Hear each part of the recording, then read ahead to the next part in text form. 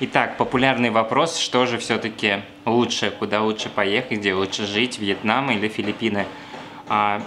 Сразу скажу, что однозначного ответа здесь нет, и все индивидуально, смотря кому что нужно. Но расскажу о своих предпочтениях, что мне нравится, а что нет, и там, и там. Итак, что мне нравится во Вьетнаме, это, во-первых, здесь есть городская среда, притом она может совмещаться.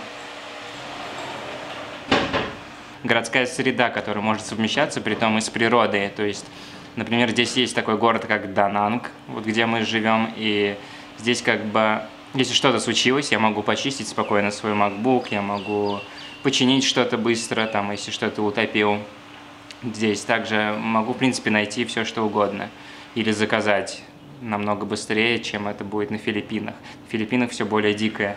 Вот, там есть, да, большие города, где все есть, но цены там вот взлетают очень сильно. То есть Манила, Сибу, там намного дороже уже жить.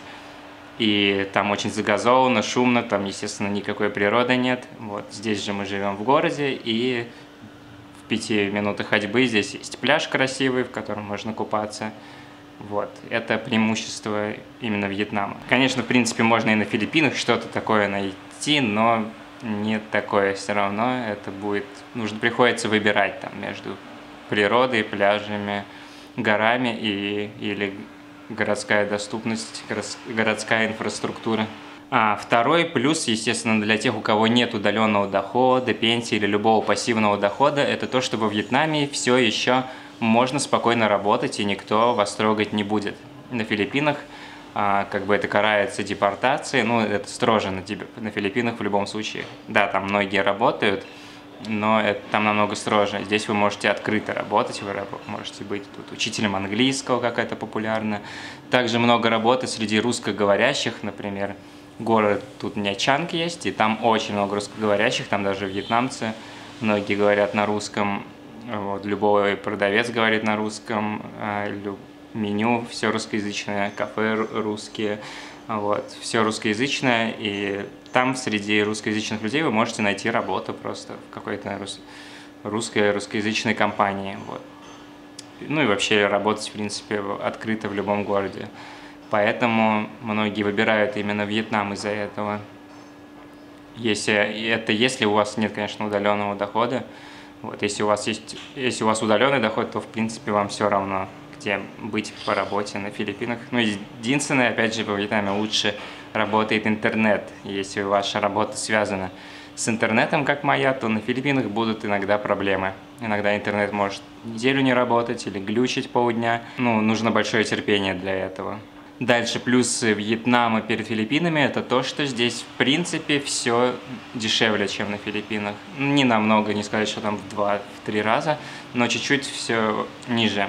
Либо за ту же цену, но лучшего качества. То есть здесь проще найти приятные апартаменты и так далее, там спортивный зал, и это будет все либо той же ценой, но лучше качество, лучший сервис, либо это будет просто дешевле.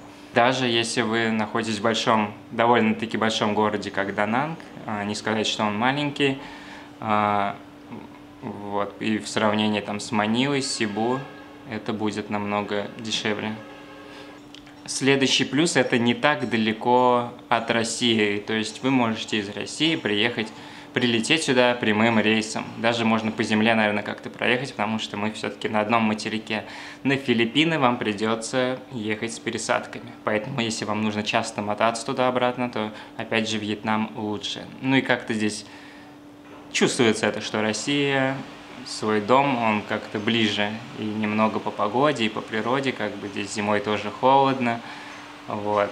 В Филиппинах ты чувствуешь себя уже намного дальше, и туда намного дальше добраться.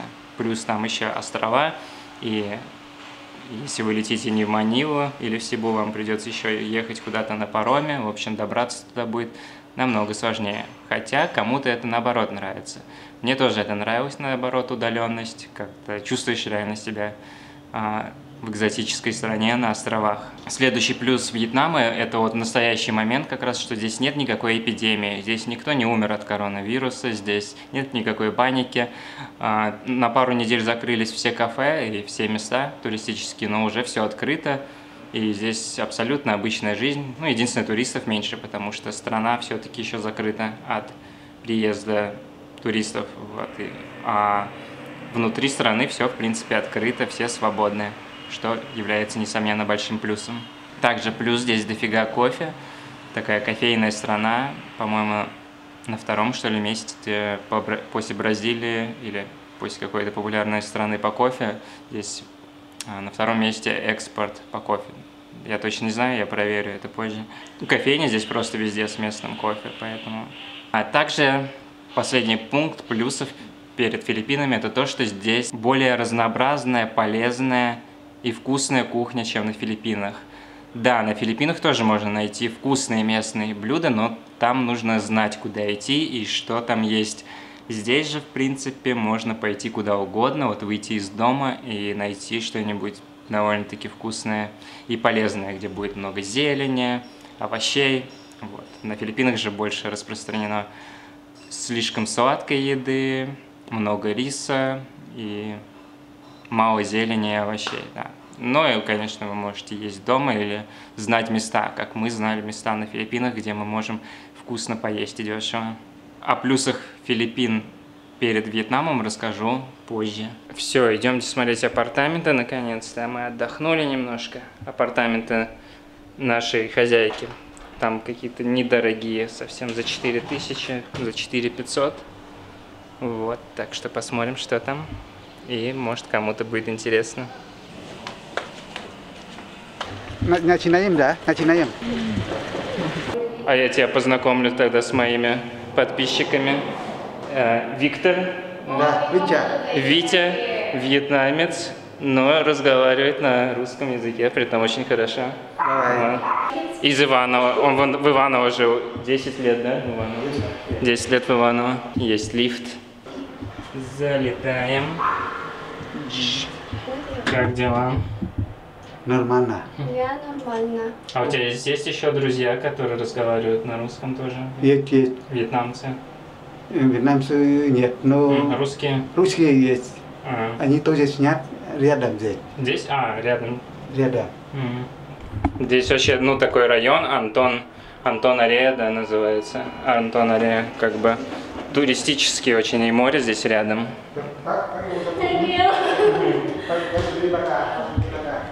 Получается холл, двое апартаментов. It's a diff. Сколько вот эти, например, стоят апартаменты? Это дороже 4800, а там 4300. Так, вот это стоит 4800. Холодильник, стол, все такое, все есть, что нужно. Кондиционер. Пляж здесь очень близко. Ну вот я даже отсюда вижу море, в принципе. Там вон между домами. Туалет. И в тонне. 4200. Ну и туалет. Тут даже прикольный туалет. Да, хорошо для семьи, для большой или компании большой вместе снимать квартиру с этим холлом.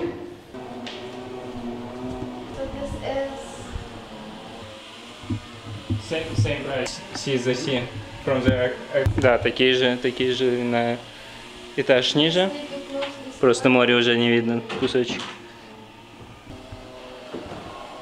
Такой же. Там наша, Вьетнамцы. Вот в этом районе здесь очень много всяких кафешек, баров, веганы, кальяны, тут что угодно есть, все можно найти, все для жизни. Ну, то есть такое самое тусовочное место. Тут вечером все в огоньках загорается, как в этом Хаяне. Вот, так что, ну, такой, да, самый популярный для туристический район. И до моря, да, пешком может быть.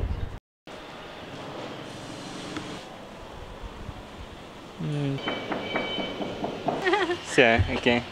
Может, пойдем прогуляемся до пляжа? Все, спасибо. Вот у ребят спросил насчет интервью, так что возьмем еще у них интервью как-нибудь в другой день, в другом видео. Пообщаемся с русскоязычным вьетнамцем и с нашей хозяйкой апартаментов. Сейчас поедем, посмотрим, сколько как близко здесь пляж. Так что поехали, я даже камеру не буду выключать одним планом.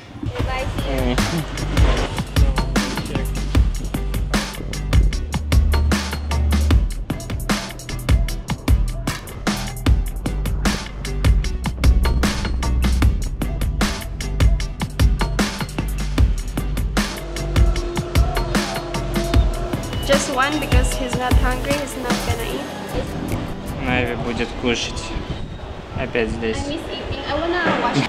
Нави miss eating, что означает скучает по еде. This is one of my favorite. It's chili paste I found it marble. with soy sauce, I guess. Я сегодня по кокосам прусь.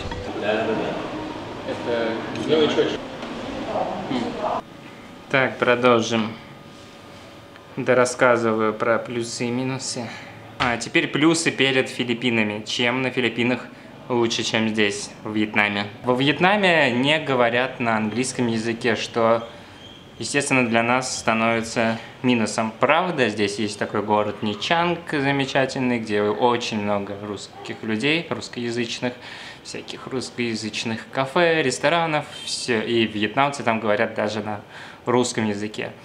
Но в других городах там не говорят ни на русском, ни на английском, вот как и в Дананге. Ну, в кафе, ресторанах здесь будут говорить на английском, возможно, немножечко.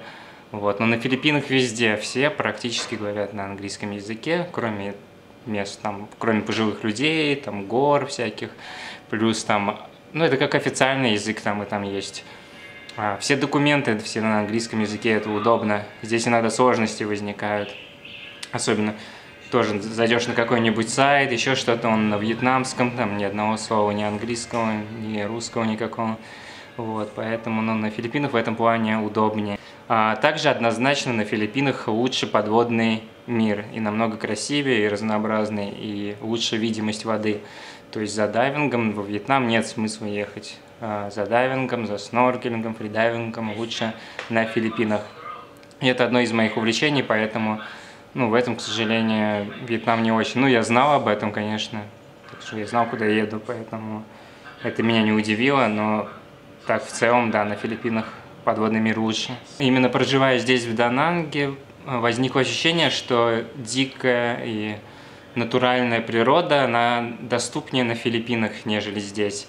Возможно, здесь есть тоже такие маленькие города, где можно уединиться, жить на природе. Но вот живя именно здесь, в Дананге, до природы, до дикой природы дальше ехать. Там, на Филиппинах, мы могли выехать 5 минут в горы, там будут уже джунгли, горы, что угодно. Также 5 минут там дикие пляжи и так далее. В общем, более такое натуральное все, более все первозданное еще сохранилось. Уверен, здесь тоже такие есть места, но за ними надо ехать куда-то. Также люди на Филиппинах кажутся более приветливыми, хотя на самом деле вьетнамцы тоже очень хорошие люди, если ты начинаешь с ними контактировать. Но на Филиппинах ты когда просто даже едешь на байке, едешь там, в горкой, где-то тебе все машут, тебе все улыбаются, вот. Возможно, еще там меньше белых людей, вот, в таких особенно местностях, не туристических, как на Негросе, в горах, вот, и там все просто улыбаются, тебя приветствуют. Вот, здесь такого нет. Здесь только, когда ты начинаешь контактировать уже с человеком, ты выясняешь, что он приятный человек. В принципе, здесь все люди приятные и хорошие тоже во Вьетнаме. Фрукты, овощи, в принципе, по мне одинаковые. Нави больше нравятся бананы на Филиппинах, манго ей тоже больше нравятся филиппинские по мне.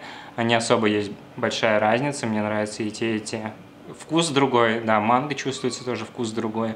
Но мне тоже нравится этот манго, который здесь, и, в принципе, мне все равно. Нави только скучает еще по буляту и гинамусу, это типа протухшая рыба, которой здесь нет. А если есть, то она здесь стоит дорого. Почему я скучаю на Филиппинах, это по Ивану, конечно же, его бате, по джунглям, по этим походам нашим, кемпингу, по морю. Вот, это то, что мне здесь, соответственно, не хватает. Водичка – это, безусловно, это просто не передать словами. Вот за этим туда, на Филиппины, и надо, конечно, ехать.